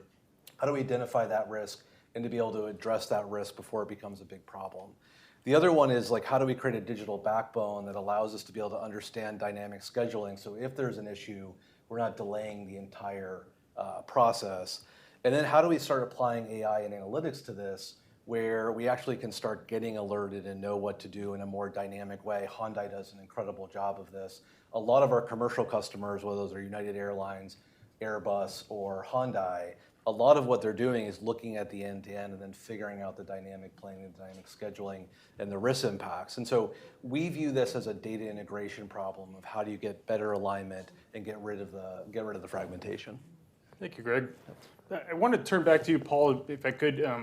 From your perch in Norfolk, is there enough repair capacity? Are we making best use of it? And how does sort of the Navy's approach to scheduling the fleet, operating the fleet in the Norfolk area, which maybe the number of ships in that Norfolk area have been diminishing, how does that impact your ability to get ships in and out on time? Thanks for the question. Brad kind of started covering some of the capacity parts, but just a couple of facts about just Norfolk. And this is kind of, you'll see this in all the other ports as well, but maybe not to these exact numbers. So the Navy provides us data on the expected workload each year, and they provide us data, a nice graph from 2018. So in 2018, we had about 40 ships in Norfolk, averaging about 7,800 man days of work a day. In 2028, which is what they forecast out to, we'll be down to 29 ships with 4,500 roughly man days per day. That's about a 40% reduction of work in Norfolk, right? So over that time period, so material condition is declined. We have less assets, and we still have all the resources, same number of shipyards. In fact, more shipyards, right? So capacity I look at could be measured in 2 very broad categories. There's the physical shipyard capacity and then the workforce. So with regards to the physical capacity, that and the follow-on capital investments are really driven by demand. As I said, based off the 2028 workload projections, we'll have shrank that demand signal by 40%. So when you look out forward from now until 2028, there are 3 Navy certified dry docks available in the Port of Norfolk to do repairs. From now to 2028, they'll be empty. At least half of them will be empty over 50% of the time. So it's not about a physical capacity, right? It's a lot about what Brad was saying about getting the throughput to maximize the physical capacity. Pier space, there's more pier space in Norfolk than we know what to do with, right? So that is not, so I would say overall, the physical capacity in the Port of Norfolk is there to support the Navy's needs. Now, for the workforce perspective, right, it's, the previous panel kind of went into it. With the cyclical nature of the work, right, we rely pretty heavily on resource labor. So those are just, temporary labor that come in. They bounce between all the different shipyards, whoever wins the availability, which you might know 120 days before the start. You might know a little bit more. Most often the times, a lot less than 120 before. So that's why we rely on that resource labor. They're really dedicated, highly skilled, but they're going to move to wherever the work is. With the decline in the anticipated work and a large drive for new construction resources in this port with submarines and the carriers. You see demands all the time, right? That workforce is going to leave repair work and go over to new construction. And once they go over, they're probably not going to come back, right? I routinely make the argument when I have discussions with senior Navy that we've lost about 3,000 man days per day based off the data that they provide going back to 2018. That all could have been put into bettering the material condition of the fleet. So put simply, resources follow demand, right? If you reduce the demand long enough, the resources will leave. So I was very pleased to hear Secretary Guertin mention shorter, more frequent availabilities. The Navy is driving to go into a 6-month docking or a 6-year docking cycle of the current 10 to 12. All of these type of things I think will help out. Thank you, Paul. You're throwing a lot of grenades can I- on the table, but jump in, Bryan. Go ahead. Could I tag onto that, because I have a little bit of a practical application of Paul's demonstration of the cyclical nature of the workload. For us specifically, we don't have a dry dock. We have a pier only. So our work is even a little more cyclical because it's restricted to just that topside work or pier side work that's out there. In mid 2022, I had 453 employees. As we saw the workload shrink in this port because of ship count going down and because of that cyclical nature, I had to initiate layoffs. I had to go down at the end of 2023. I was down to 281. Now that's 172 employees that left our employment and went elsewhere. I would say some of those probably went to NASCO. Some of them probably went to BAE. They may have gone to the Navy Yard. But the other bigger issue is that cyclical nature actually drives a small portion of those highly qualified individuals out of the port. They drive them either out of the port or they drive them to construction jobs, but they drive them away from the maritime industry. And Vice Admiral Moore mentioned the greening of the workforce. We are now building back up. We're back up to 340, I think. And but what we're seeing is obviously you lost a lot of really good experience that was dedicated to this industry, and we're hiring in less experienced individuals that while they are capable, they're not as efficient as we'd like for them to be, and not as experienced as we'd like for them to be. So that's just one more issue that we see with this cyclical nature of the workload. Thanks for that great interjection, Bryan. Could I ask you, Brad, to build on that, both in terms of some of the workforce challenges and then also the contracting itself, the Navy's current MACMO approach to contracting and the impacts that has on your ability to plan and collaborate with some of the yards like MHI and others? Okay, I'll take the acquisition first then. So the current acquisition approach, whatever they call MACMO, right?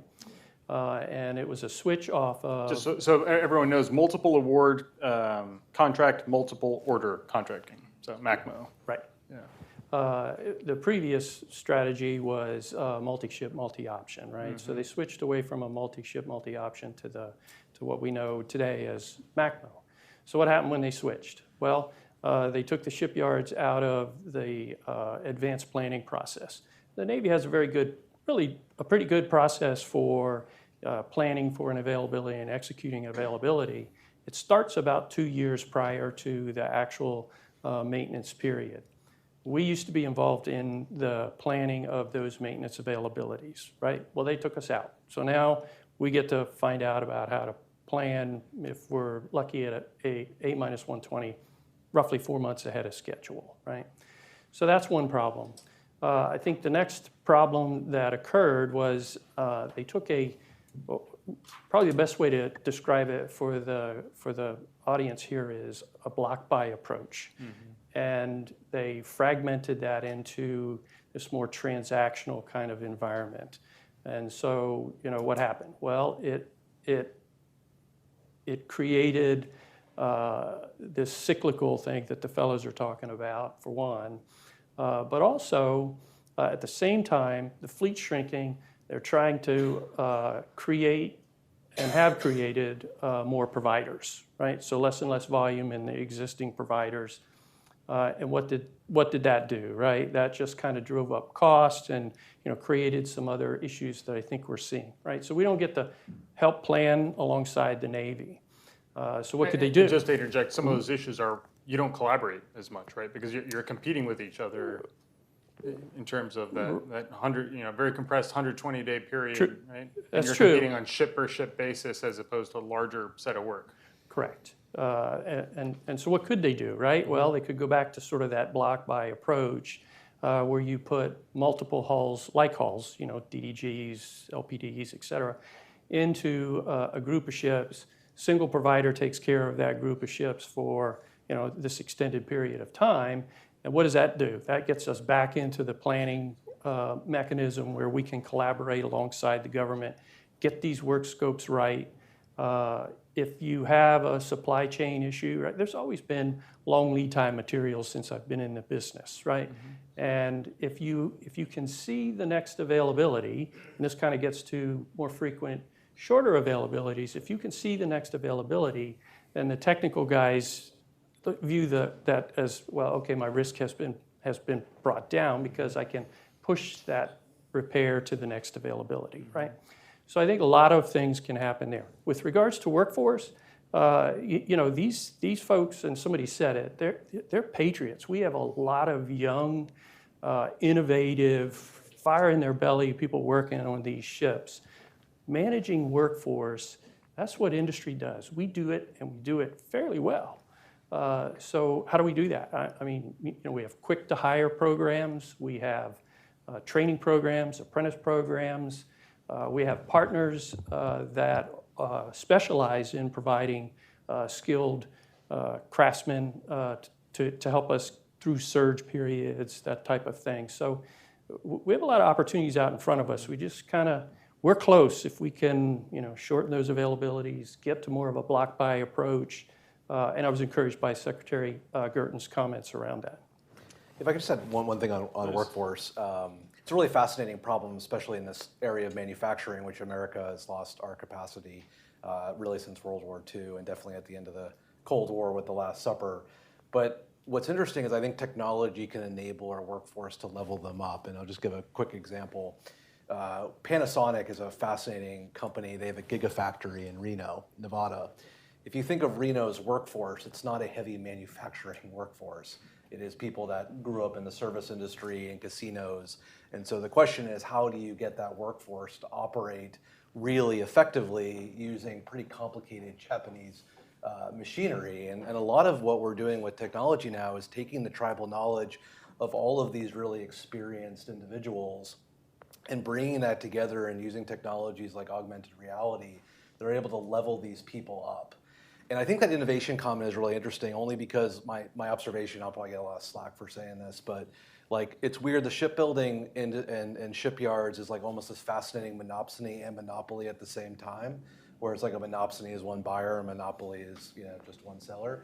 And so I'm not always convinced we're looking at first principles of innovative ways to be able to solve some of these problems, but I'm really encouraged by what I'm starting to see within in the industry, but there's interesting ways to solve some of these constraints versus the traditional approaches.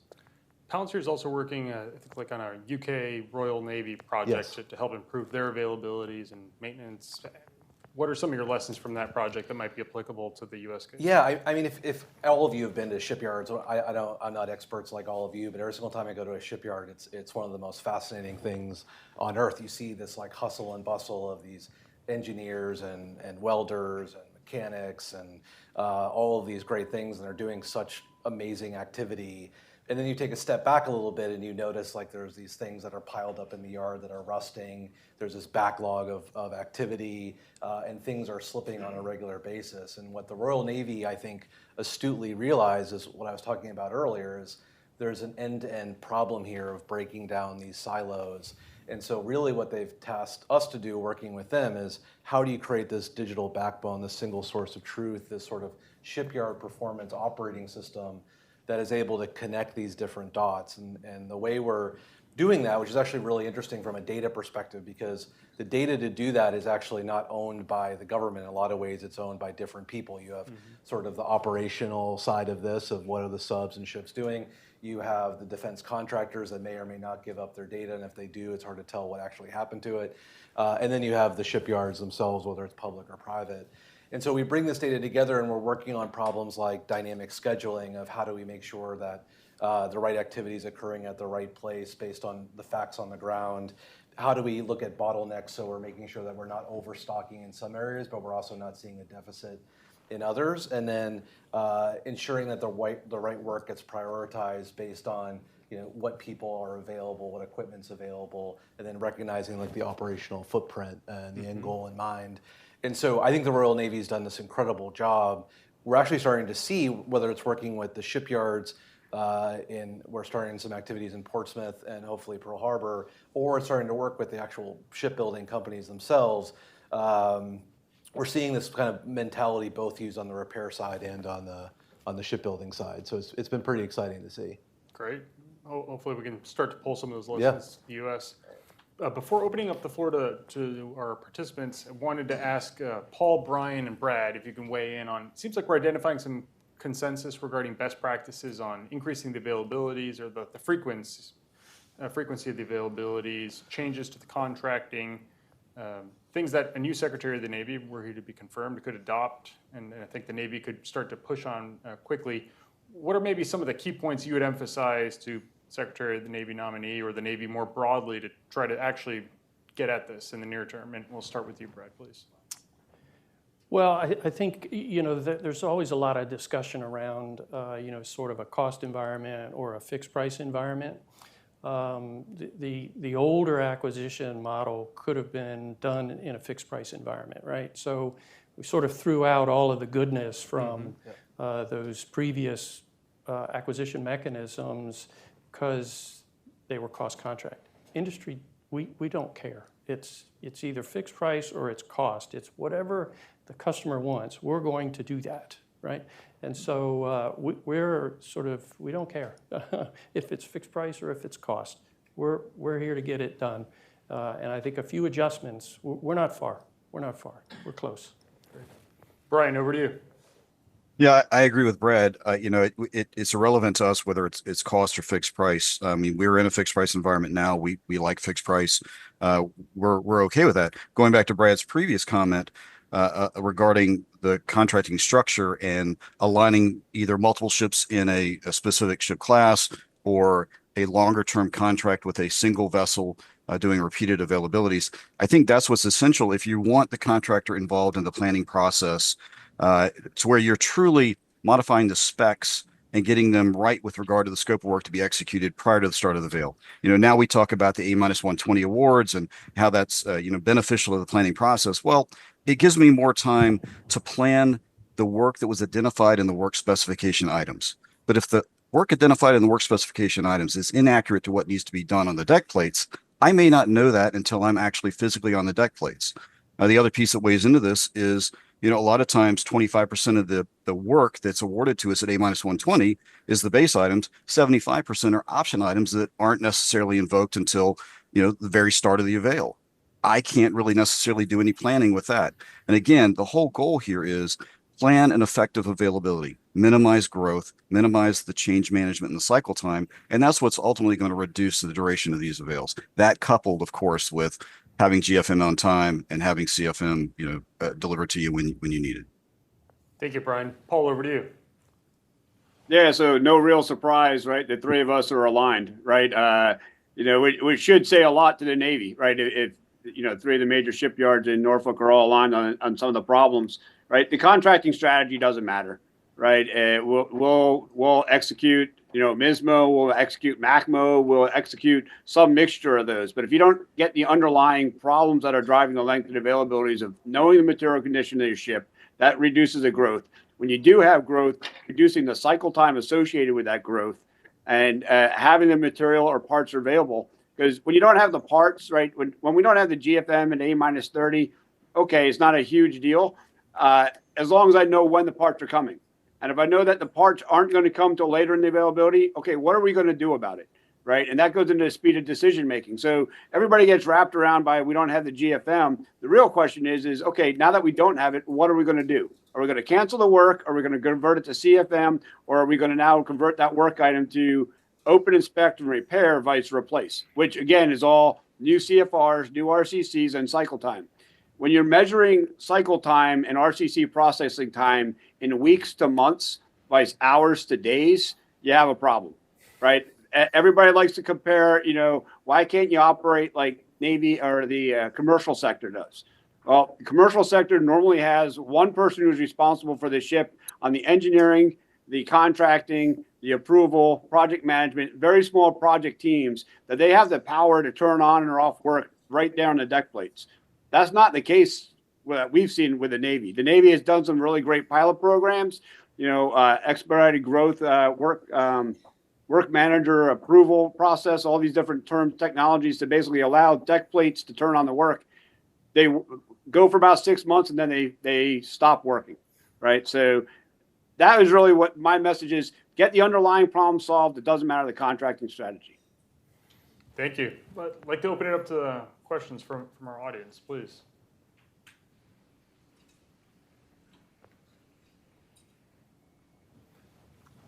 I'll follow up with one myself. Paul,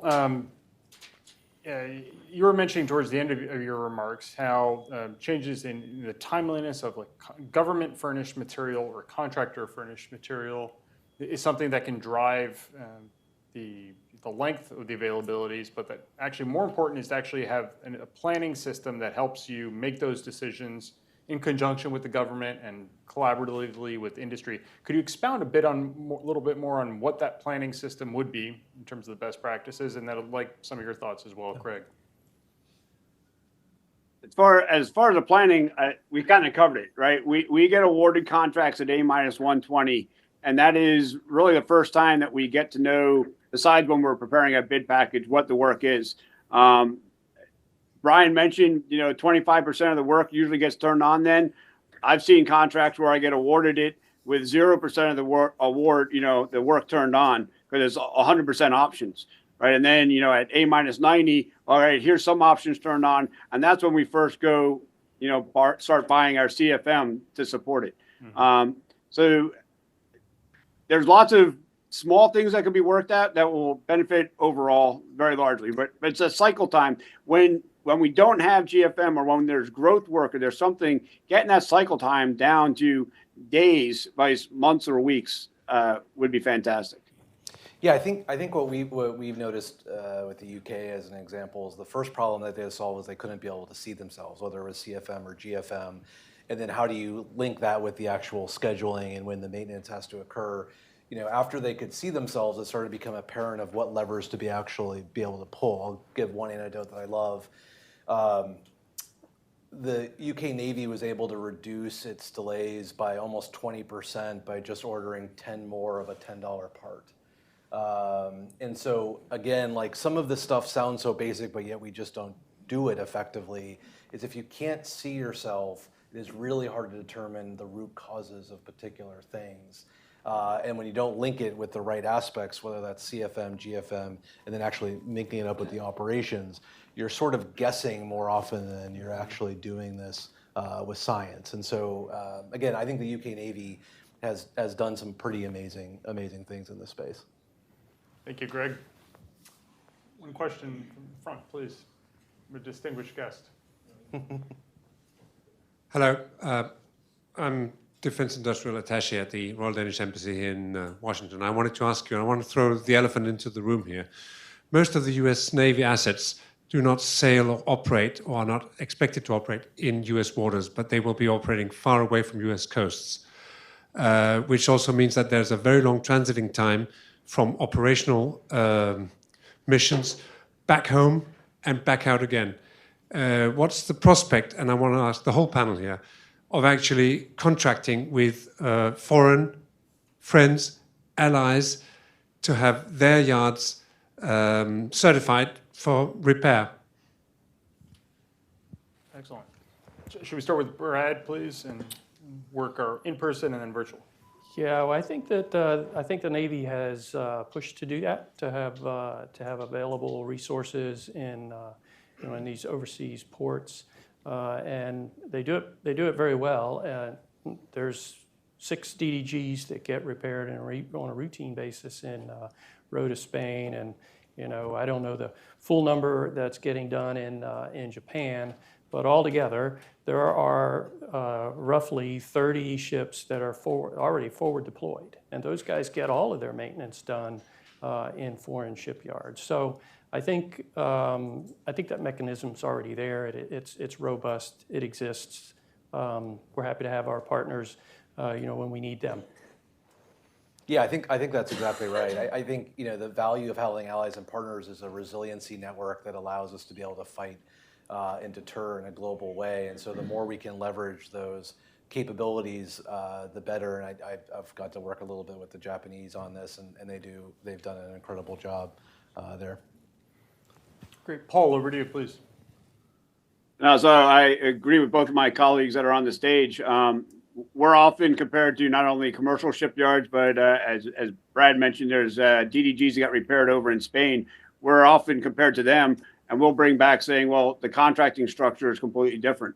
They know that they've got these 6 ships. They know that the maintenance period's well ahead of time. They know what the repairs are well ahead of time. All that clarity would be fantastic for us. But as far as doing repair work overseas, that's really in the Navy's purview to decide. As far as my opinion, you're going to just further erode the industrial base of the United States if you did that, right? We got to build up at home as well first. So,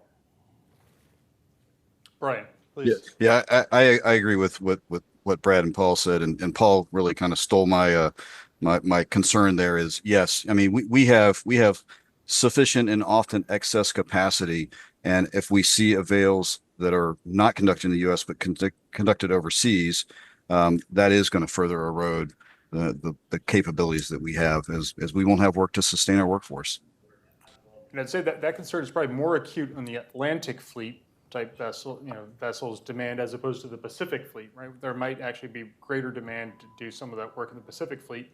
But maybe also like a way to square the circle could be potentially if we are trying to shift the Navy to having more frequent availabilities, where you're going to come in along a merchant ship, cruise ship type model, maybe some of those very short availabilities, we're going to do some touch-ups abroad, simple voyage repair kind of work could be done abroad in a way that doesn't detract from the work here domestically in the United States, but that obviously needs to be analyzed. One more thing, they can bring their ships to us.